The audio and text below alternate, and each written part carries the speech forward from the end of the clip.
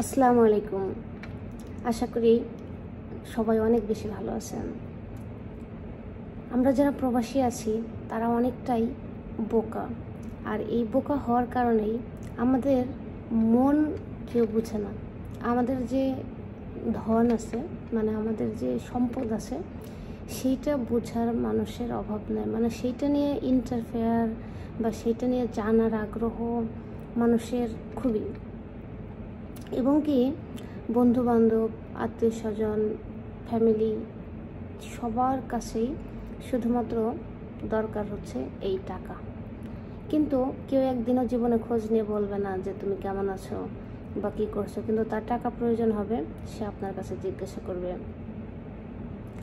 আর আপনারা যদি কেউ বিদেশ থাকেন এবং কি বিদেশ থেকে যখন দেশে যান ছুটিতে বা ক্যান্সেলে, তখন দেখবেন কাউকে যদি গিফট হিসেবে একটা সাবান, শ্যাম্পু বা ছোট ছোট জিনিস, জায়নামাজ, তসবি এগুলো দেওয়া হয়, তাদের এগুলোতে তারা স্যাটিসফ্যাকশন না। তাদের মন দেখেই বোঝা যায়, বা তাদের যে কী বলে যে অ্যাটিটিউড, সেগুলো দেখেই বোঝা যায় যে আসলে তাদের দরকার এইসব জিনিস না। তাদের দরকার হচ্ছে কম্বল, গোল্ড, ফোন, ইভেন কি আপনার ফ্যামিলির মানুষেরও যদি তাদেরকে ছোট কোনো কিছু দেন, দেখবেন কি তারা সেটা নিয়ে স্যাটিসফাইড হবে না। তাদের দরকার ভালো ভালো জিনিস, মানে দামি জিনিস। তারা কখনোই ভাবে না যে প্রবাসে যে থাকে তার তো অনেক রেসপন্সিবিলিটি আছে। সো এইসব কাটিয়ে উঠে তারা কিভাবে দিবে। আর প্রথমেই বললাম যে প্রবাসীরা কেন বোকা, তার কারণ হচ্ছে প্রবাসীরাও তাদের এই চাহিদাগুলো বেশিরভাগই চেষ্টা করে ফুলফিল করার জন্য।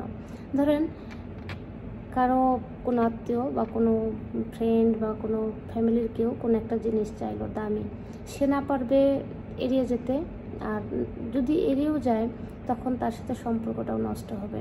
আর এমন কিছু বন্ধুবান্ধব আছে যারা তো টাকা ধার নেওয়ার পর যোগাযোগই বন্ধ করে দেয়। তাকে মেসেজ দিবেন, তার সাথে যোগাযোগ করার চেষ্টা করবেন, সে সম্পর্কটাই রাখবে না, সম্পর্কটাই ছিন্ন করে ফেলবে। এই কারণে আমি বলবো যে আপনারা যারা প্রবাসে আছেন বা আসছেন বা আসবেন, আমি জানি প্রত্যেকটা প্রবাসীরই গল্প, কারণ যেহেতু এখানে আমার 10 বছর সময়ের বেশি আমি পার করছি। সো অনেক মানুষের সাথে কথা বলার সুযোগ হয়েছে, এবং কি তাদের টাকা পয়সার দিক থেকে সব কিছু আমার জানতে পেরেছি যে তারা কি করে, কিভাবে চলে, কিভাবে সব টাকা দিয়ে দেয়। সো আমি সব প্রবাসীদেরকে রিকোয়েস্ট করব যে আপনারা এই বোকামিটা আর করবেন না। আপনারা চেষ্টা করবেন আপনাদের এই টাকা পয়সা নিয়ে কারোর সাথে বোকামি না করার, কারোর সাথে পার্টনারশিপে বিজনেস না করার। কোথাও আপনাকে লাভ হিসেবে অনেক টাকা দেবে, একটা বিজনেস আপনি 1 লাখ টাকা দেবেন, আপনাকে পরের বছর 2 লাখ দেবে, 1.5 লাখ দেবে। এই যে প্রতারণামূলক কথাবার্তা, এগুলা বিশ্বাস করে কখনোই ইনভেস্ট করতে যাবেন না, বা কাউকে কখনোই টাকা ধার দেবেন না, সেটা যে কেউ হোক না কেন। কারণ টাকা ধার দিলেন তো আপনার সাথে যদি তার সাথে সুন্দর একটা সম্পর্ক থাকে, সেই সম্পর্কটাই নষ্ট হয়ে যাবে। সো প্রবাসীরা বোকাই থাকুন, বোকাই থাকি আমরা। টাকা ধার দেওয়ার দরকার নাই কাউকে, কারণ এই কম সময়ের ভিতরেই অনেক বেশি এক্সপিরিয়েন্স নিয়ে ফেলেছি এই সেকশন থেকে, মানে এই টাকা ধার দেওয়ার ব্যাপার থেকে। তাই ভাবছি যে কাউকে টাকা ধার দিলে সেটা পাওয়ার আশা করা যাবে না, যেটা ফিসাবিলিল্লাহ, বা এটা দিলাম এটা না পাওয়ার সম্ভাবনাই বেশি। তবে আমি বলবো না যে সবাই এরকম, ব্যতিক্রম লোকও আছে যারা অ্যাকচুয়ালি আপনার জন্য একদম সব কিছু করবে, সব কিছু দেবে কোনো প্রতিদান ছাড়া।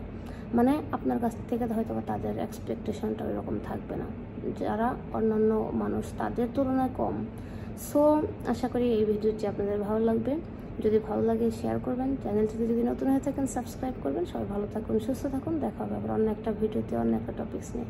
আসসালামু আলাইকুম।